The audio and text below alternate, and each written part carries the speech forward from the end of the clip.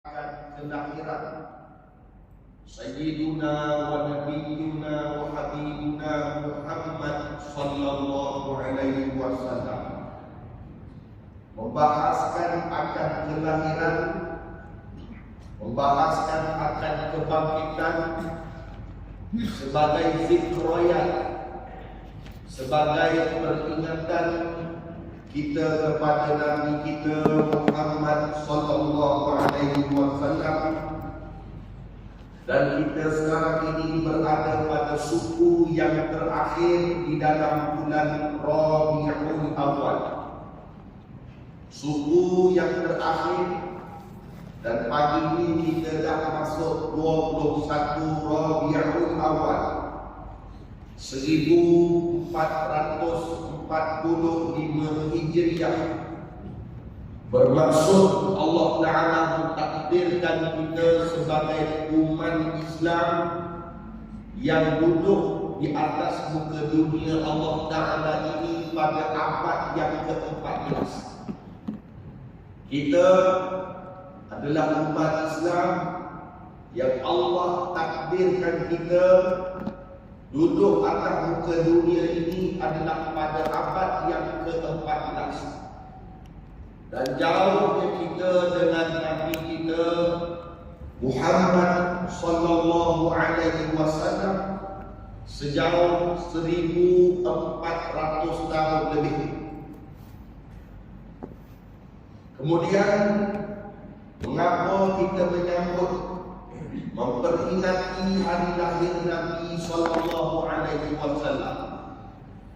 Maka di sisi ulama akidah Ahlus Sunnah wal Jamaah, di sisi akidah ulama Ahlus Sunnah wal Jamaah, bila kita sebut ulama Ahlus Sunnah wal Jamaah di negara kita khususnya adalah mereka yang berakidah dengan akidah Abu Hasan al-Ash'ari, ataupun selalu digunakan dalam perkataan yang pendek dengan berfahaman akidah dengan akidah Asy'ariyah.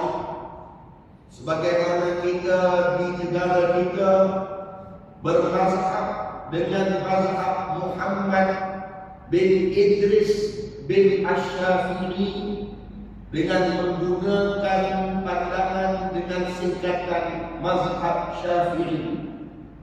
Sebagaimana kita membaca Al-Quranul Karim, kita membaca Al-Quran dengan menggunakan riwayat Al-Imam Abu Asim Al-Kufi, maka kita menyatakan dengan bahasa singkatan dengan bacaan Al-Kufi. Maka kita mengetahui metod-metod amalan-amalan kita dalam seharian, termasuklah kita berakidah dengan akidah Asy'ariyah yang termasuk daripada kategori Ahlus Sunnah wal Jamaah. Maka ulama Ahlus Sunnah wal Jamaah mereka menyatakan sambutan Maulidur Rasul sallallahu alaihi wasallam ia adalah satu ibadah. Apa dia hukumnya? Ibadah. Dia bukan adat. Macam orang Melayu kata, sambutan Maulid ini adat. Sambut pun tak apa, tak sambut pun tak apa. Adat ni kita sebut dia macam makanan. Makanan budaya kita. Nasi lemak, nasi kerabu, nasi dagang, tu dipanggil adat. Kalau dalam kehidupan kita tidak ada makanan ini kita boleh hidup. Tetapi tidak, jika tidak ada Rasulullah sallallahu alaihi wasallam, maka kita tak boleh hidup. Kalau tak ada nasi lemak, kita boleh hidup. Kita boleh makan roti, kita boleh makan makanan yang lain insya-Allah. Tetapi jika tidak ada Rasulullah sallallahu alaihi wasallam, kita tak boleh hidup.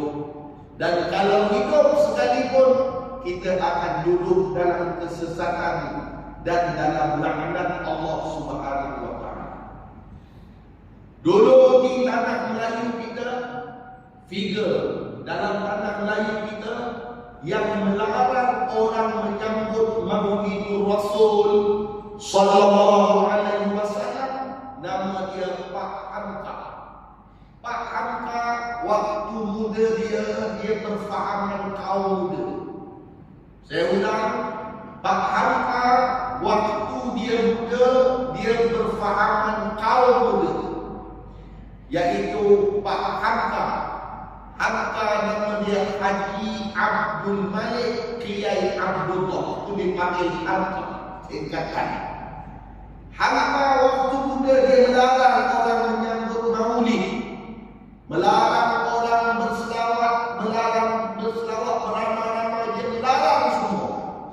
Tetapi di akhir umur Pak Hamka dia merasa menyesal dengan keputusan yang dibuat oleh beliau, dan beliau mengajak di kalangan orang-orang di tanah Jawi ketika itu supaya menghidupkan kembali, memperingati akan hari kelahiran junjungan besar Nabi kita Muhammad sallallahu alaihi wasallam. Adakah kita sahaja yang sambut hari lahir Nabi? Kalau orang tanya, adakah hari ini sahaja orang sambut kelahiran Nabi? Adakah masyarakat hari ini sahaja yang sambut hari kelahiran Nabi? Maka jawapannya tidak. Kerana sambutan hari lahir Nabi itu sudah digambarkan, sudah dirakamkan di dalam kitab-kitab sebelum ini. Antaranya Allah Ta'ala berfirman di dalam Al-Quran. Allah merakamkan perkataan Sayyidina Isa alaihi salam dengan kaumnya Bani Israel. A'udzu billahi minasyaitonir rajim. Wa idz qala Isa ya Bani Israel.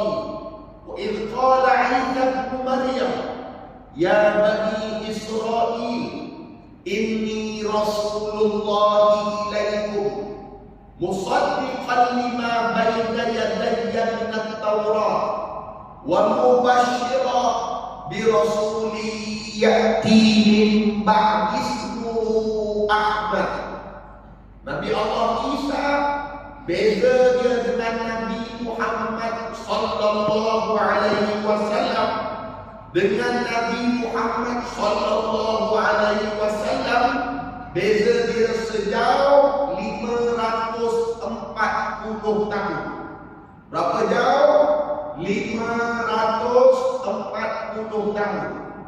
Dengan hari lahir Isa alaihi salam, dengan hari lahir Nabi Muhammad sallallahu alaihi wasallam, beza dia sejauh 571 tahun masih. Beza hari lahir Isa dengan hari lahir Nabi Muhammad sallallahu alaihi wasallam sejauh 571 masih, mengikut Masihi Empire Romawi. Jadi kita menyatakan Isa alaihi salam, dia beritahu kepada kaum dia akan kedatangan mubasyirah, satu berita gembira buat kalian semua wahai Bani Israel, bi rasuli ya'ti min ba'di ismuhu Ahmad, bahawa akan datang seorang nabi yang bernama Nabi Ahmad.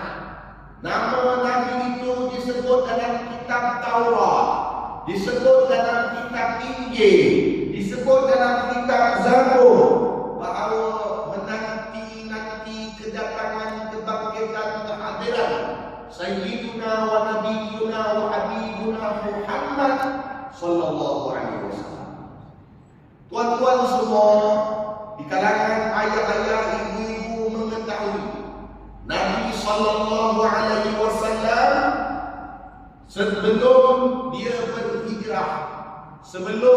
berhijrah ke Madinatul Munawwarah. Nama Madinah itu adalah Yasrib. Apa nama dia? Yasrib. Yasrib ni dulu tanah kosong. Tanah apa tuan-tuan? Tanah kosong. Di Yasrib itu, orang yang membuka tanah Yasrib itu adalah orang Yaman. Yaman banjir besar. Ingat saya sebut, Yaman banjir besar. Dan dia datang membuka tanah di Yasrib. Dan dua kabilah daripada Yasrib itu dikenali sebagai Aus dan Khazraj. Daripada mana? Yaman. Mari ke Yasrib, buka tanah, duduk situ, menetap di situ. Dua kelompok ini dipanggil orang Yaman. Yaman ini dikenali sebagai Aus dan Khazraj. Okey, duduklah orang Aus dan Khazraj di Yasrib. Lama kelamaan datang Yahudi. Yahudi yang diperangkat daripada Palestin. Dia datang ke Yasrib. Dia ada berapa kabilah? Tadi orang Yaman datang 2 kabilah. Kali ini Yahudi datang 3 kabilah. 1 dikenali Nabi, 2 dikenali Qainuqa, 3 dikenali Quraizah. Ada berapa kabilah Yahudi? 3. Nabi, Qainuqa, Quraizah. Ingat yang saya sebut. Okey. Aus dan Khazraj ini dipanggil kelompok jahil tukir. Jahil lagi tukir. Orang Kelantan kata jahil tukir muni. Jahil tukir ni kenapa dipanggil Aus dan Khazraj ini jahil tukir? 1, dia tak ada Nabi. 2, dia tak ada kitab. 1, dia tak ada Nabi. 2, dia tak ada kitab. Siapa dia ni? Aus dan Khazraj. Nabi tak ada, kitab pun tak ada. Daripada kalangan Yahudi ni, mereka ni beriman dengan kitab apa? Mereka beriman dengan kitab Injil. Mereka beriman dengan kitab Injil. Ada berapa kabilah Yahudi tadi saya sebut? 3. 1 sahaja yang boleh membaca kitab Injil. Daripada 3 kabilah Yahudi tadi, 1 kabilah sahaja yang boleh membaca kitab Injil. Daripada 1 kabilah yang boleh membaca kitab Injil, 2 orang sahaja yang boleh membaca. Yang masyhur, yang pakar. Yang pertama nama dia Yusha. Nama dia siapa? Yusha. Dan yang kedua nama dia Abdullah bin Salam. Nama dia yang kedua Abdullah bin Salam. Tadi saya sebut orang Aus dan Khazraj, dia jahil tukir. Dia tak ada Nabi, dia tak ada kitab. Nabi Muhammad pun tak bangkit lagi. 1 orang budak, dia kecil. 1 orang budak, dia kecil. Daripada kaum Aus dan Khazraj, dia suka dengar orang mengajar. Dari kalangan Aus dan Khazraj, budak kecil, dia suka dengar orang mengajar. Dia dengar siapa mengajar? Yahudi. Yahudi mana? Quraizah. Siapa mengajar? Yusha. Yusha mengajar tentang apa? Injil. Apa dia ajar? Dia kata, marilah beriman kepada Allah. Marilah menyembah Allah. Marilah taat kepada Allah. Bahawa bila kamu taat kepada Allah, kamu masuk syurga. Kalau kamu ingkar, kamu masuk neraka. Siapa cakap ni? Ustaz Yusha. Ustaz lah, betul tak? Tapi ustaz di kalangan Yahudi, pakar kitab Injil. Dan Yusha, dia selalu sebut dalam dia mengajar tu, dia kata nanti akan datang Nabi akhir zaman, dia akan selamatkan kita. Nanti akan datang Nabi akhir zaman, dia selamatkan kita. Dan Nabi akhir zaman ini dia akan keluar dari Mekah.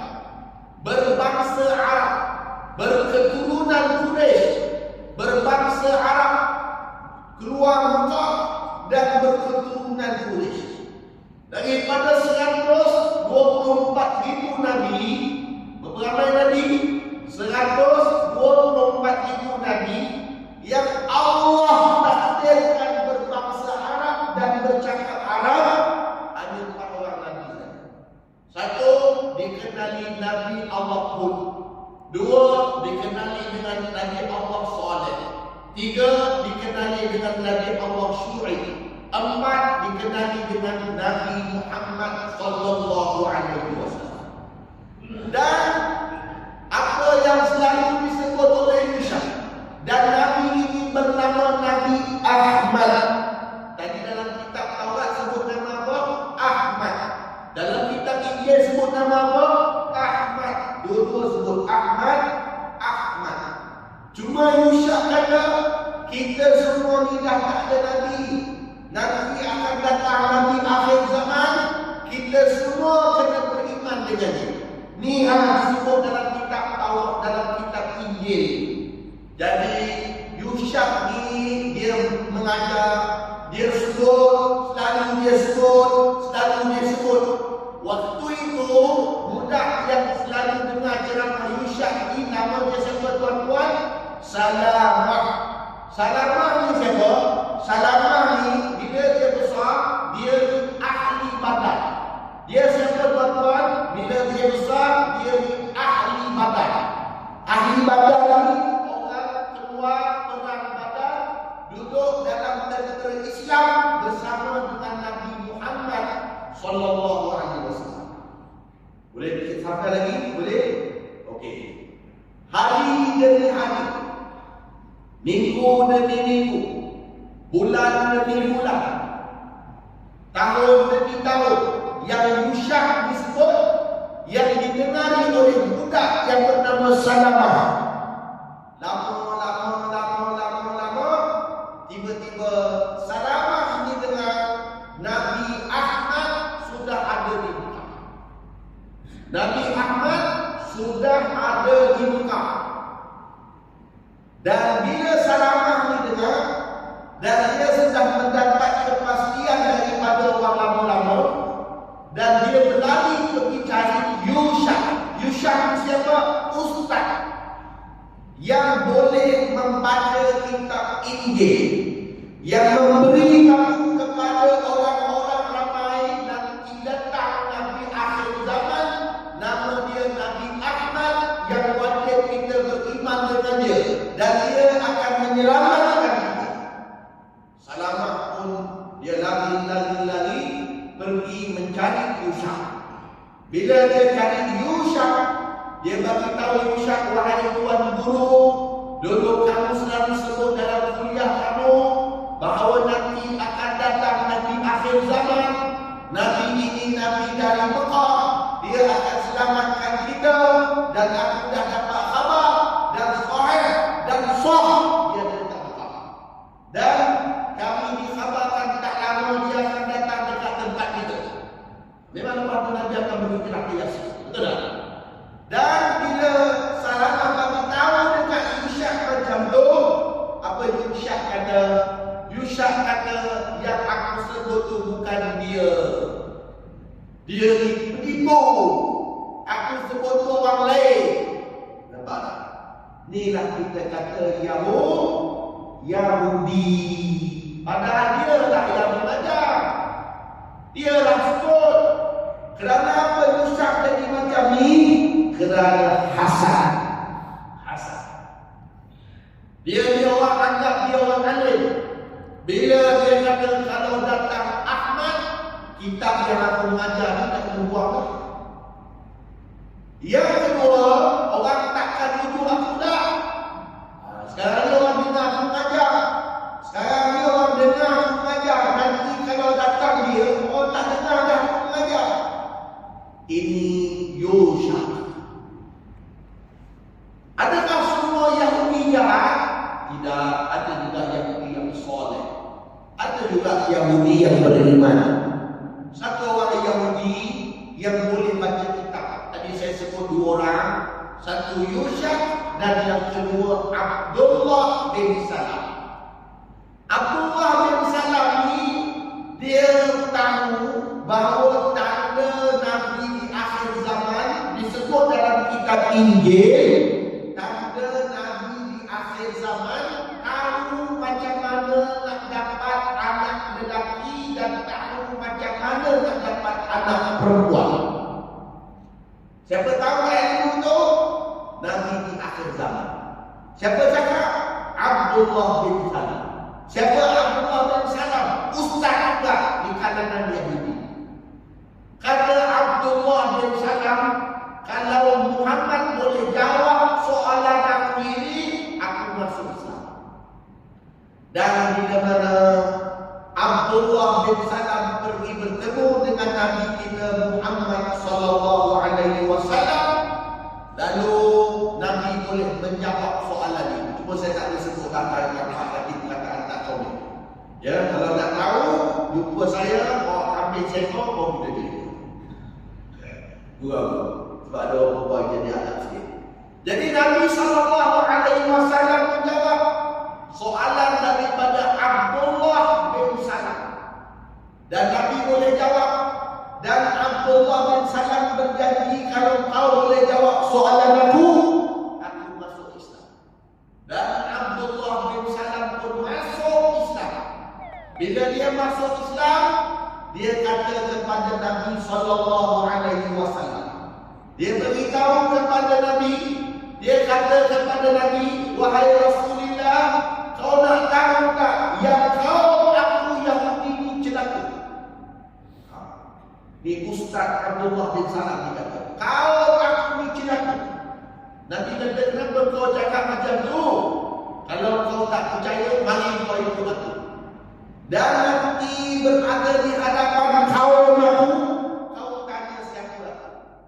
Bila dibawa Nabi sallallahu alaihi wasallam, Abdullah bin Salam bawa Nabi sallallahu alaihi wasallam, bawa Nabi, dan Nabi tanya kepada Yahudi, hei Yahudi semua, kamu kenal ni? Kenal. Siapa dia? Abdullah bin Salam. Apa tanya? Oh, wa khiyaruna wa abdu khiyaruna. Dia ni bagus, dia ni baik, bapak dia baik, keturunan dia baik, dia orang terpilih, dia boleh baca kitab Injil. Siapa kata? Semua orang Yahudi kata. Nabi kata, kalau dia masuk Islam macam mana? Kata ramai-ramai Yahudi itu kata, mustahil, mustahil, dia kata. Lalu Abdullah bin Salam dia mengucap lagi sekali perkataan syahadah. Dan bila Abdullah bin Salam mengucap dua kalimat syahadah, kali kedua di hadapan Yahudi dan Rasulullah sallallahu alaihi wasallam, tiba-tiba Yahudi yang kata Abdullah bin Salam ni baik, dia terus berubah. Dia kata apa? Huwa syiraruna, dia kata. Dia ni jahat. Keturunan dia jahat. Tadi dia kata Abdullah bin Salam baik, betul tak? Tak sampai 1 minit, dia U-turn lagi. Inilah kita kata Allah sebut dalam Al-Quran, ghairil maghdubi. Ya Allah, jangan kau jadikan kami golongan yang kau marah. Siapakah golongan yang Allah marah? Yaitu golongan Yahudi. Yahudi ini kenapa Allah marah? Sebab dia tahu, dia lebih tahu akan kedatangan Nabi akhir zaman. Dia lebih tahu tentang adanya syurga dan neraka. Dia lebih tahu sebab Allah ramai turunkan nabi-nabi daripada kalangan mereka. Tapi dia tahu. Inilah Yahudi. Okey, habis satu part. Stop, tutup sini. Bila orang tanya Nabi, sallallahu alaihi wasallam, ya Rasulullah, macam mana engkau tahu yang engkau menjadi seorang Nabi? Macam mana engkau tahu yang engkau menjadi seorang Rasul? Orang tanya, macam mana tahu ni? Nak tahu macam mana? Macam kita, orang tanya dia jadi tu imam. Bila macam mana kamu tahu kamu sebagainya? Bila kamu tahu kamu jadi ini, itu kita tahu sebab manusia yang melantik kita. Tapi Nabi Muhammad sallallahu alaihi wasallam bukan manusia yang melantik dia, tetapi siapa yang melantik dia?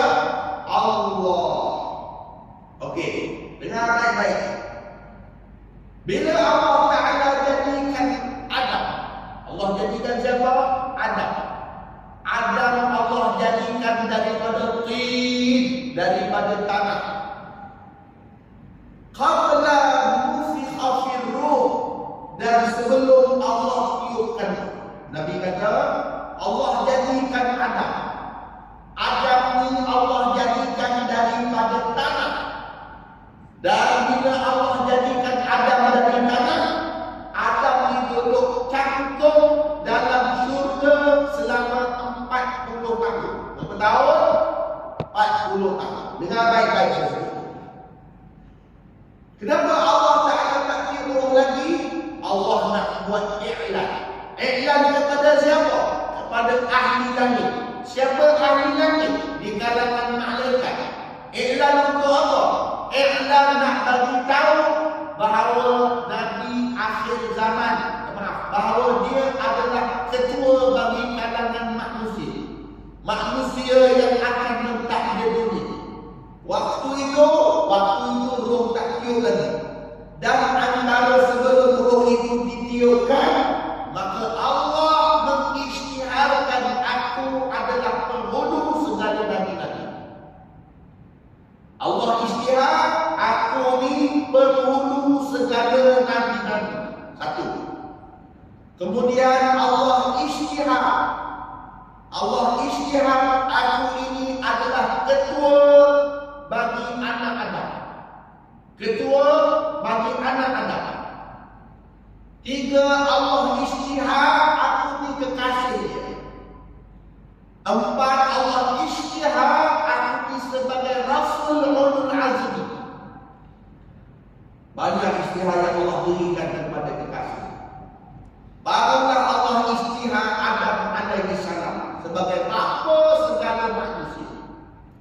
Bila lepas Allah isytihar Adam, Allah isytihar bapa segala nabi, yaitu Nabi Ibrahim alaihi salam. Lepas Allah dah isytihar siapa dia nabi, bapa segala nabi, Allah isytihar siapa dia ulul azmi. Lepas Allah isytihar siapa dia ulul azmi, Allah isytihar rasul yang paling penting. Selama berapa rasul paling penting? 25 orang rasul. Sebab itu dalam Quran hanya disebut nama Nabi 25 saja. Ada juga nama Nabi yang tak disebut. Sebagaimana dalam surah Yasin, "Wadrib lahum masalan ashabal qaryati iz ja'ahal mursalun." Dalam surah Yasin disebut bahawa telah datang 3 orang Nabi. Satu dipanggil Ahmad, 2 dipanggil Mahmud, 3 dipanggil Syamsul. 3 Nabi ni nama dia tak disebut dalam Quran, tapi disebut cerita. Maka disebut dalam Quran hanya 25 orang Nabi. Dan Allah angkat 313 orang Rasul. Dan Allah pilih semua sekali Nabi-Nabi dan Rasul-Rasul seramai 124,000. Dan Nabi kita Muhammad sallallahu alaihi wasallam, Allah takdirkan dia sebagai Nabi 124,000. Pun begitu dia adalah penghulu bagi Nabi. Dengar baik-baik. Dan Allah isytiharkan di kalangan Nabi-Nabi bahawa Nabi Muhammad ini adalah penghulu segala alam. Penghulu apa dia? Segala alam. Itu dipanggil Sayyid al-Mursalin.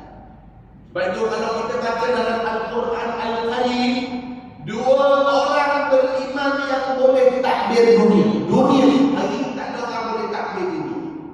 Dia boleh takbir jin, dia boleh takbir binatang, dia boleh takbir manusia, semua dia boleh takbir. Baru dipanggil takbir dunia.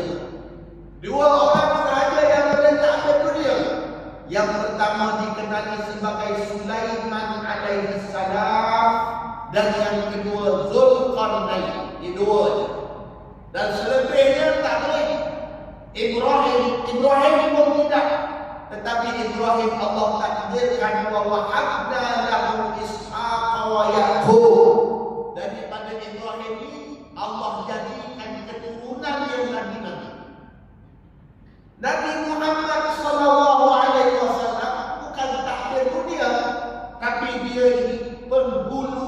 segala alam. Itu kita kata penghulu segala alam. Ada orang tak faham apa maksud penghulu segala alam. Penghulu segala alam di alam roh dialah penghulu. Di alam dunia dialah penghulu. Di alam barzakh dialah penghulu. Di alam mahsyar dialah penghulu. Siapa dia itu? Nabi Muhammad sallallahu alaihi wasallam. Okey. Setelah mana Allah takdirkan berapa ramai di kalangan nabi-nabi? 124. Nabi suruh dan Nabi suruh. Nabi. Jangan tutup dari saya akan berdiam. Ya. Okey. Kemudian Allah Taala beritahu pula siapa dia di kalangan sahabat Nabi. Ada orang tanya, saya nak tanya soalan. Apa soalan? Soalan saya, kenapa lepas Allah dah bagi tahu, lepas Allah lantik Nabi, Allah lantik, kenapa Allah isytiharkan lantik di kalangan sahabat? Kerana jawapannya di sisi seluruh ulama menjawab, iman yang paling tinggi selepas daripada nabi-nabi dan rasul-rasul adalah iman di kalangan sahabat Nabi Muhammad sallallahu alaihi wasallam. Betul tak? Mana iman yang tinggi? Datangkan iman kelompok yang paling tinggi? Tak ada. Bahkan Nabi kata khairul qurun, quruni, sebaik-baik dunia daripada mula sampai sekarang aku, tak ada qurun yang terbaik adalah qurun aku. Dengan baik kan? Maka Allah Ta'ala takdirkan berapa ramai sahabat Nabi, sama jumlah macam mana jumlah Nabi-Nabi dan Rasul-Rasul. Cuma orang yang dilantik menjadi Nabi dan Rasul itu, dia tak ditarik, dia tidak ditarik pangkat dan darjatnya seorang Nabi dan Rasul. Dia akan terus nanti menjadi seorang Nabi dan Rasul. Tetapi di kalangan sahabat ada berapa ramai Allah lantik? 124,000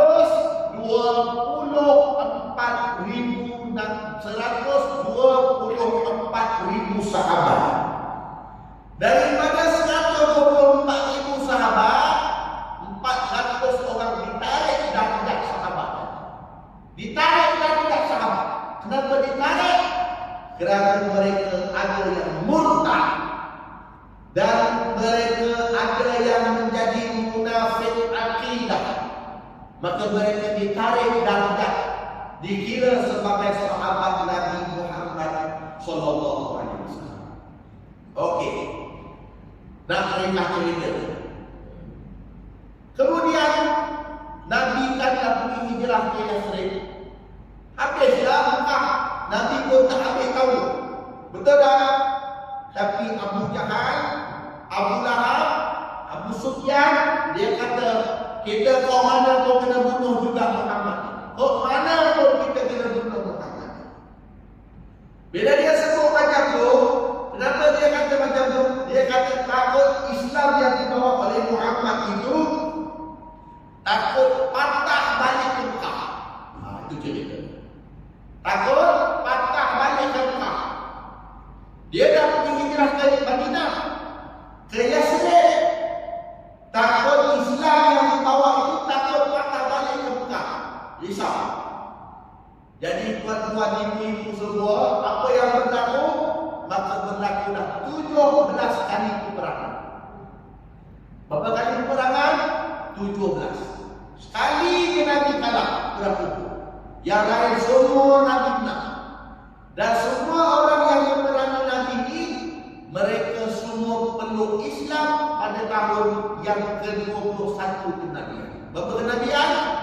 21 kenabian. 21 kenabian berapa hijrah? 8 hijrah. Ingat itu. Berapa hijrah? 8 hijrah. Berapa kenabian? 21 kenabian. Bila dia dah peluk Islam, orang Quraisy yang lambat ni, masuk Islam ni dah lambat. Dia kata, dia di kalangan mereka kata, kenapalah kami Allah nampakkan masuk Islam? Padahal kami dulu sama-sama menurut Muhammad. Betul tak? Dia rasa besar. Dan dia ni nak balas budi Nabi. Dan dia nak balas kesalahan dia dulu. Apa dia buat? Maka di kalangan Quraisy, dia dan kita semua kena belayar. Nak belayar ke mana? Belayar seluruh dunia. Untuk apa? Untuk dakwah. Dakwah maksudnya apa? Pergi pada satu tempat orang tak nak kepada kita. Itu dakwah. Macam hari ini saya tak pergi dakwah. Saya datang mengajar, tuan-tuan tak ada. Itu dipanggil dakwah dan taklim. Dakwah maksudnya pergi satu tempat orang tak mau. Dan itulah dipanggil dakwah. Nabi berdakwah kepada orang syirik. Maka sidang jemaah yang dimuliakan oleh Allah Subhanahu wa taala. Dengar baik. Maka Quraisy tadi dia membalas budi Nabi dengan belayar. Pergi negara itu, pergi negara ini, pergi negara ini, pergi sebarkan Islam.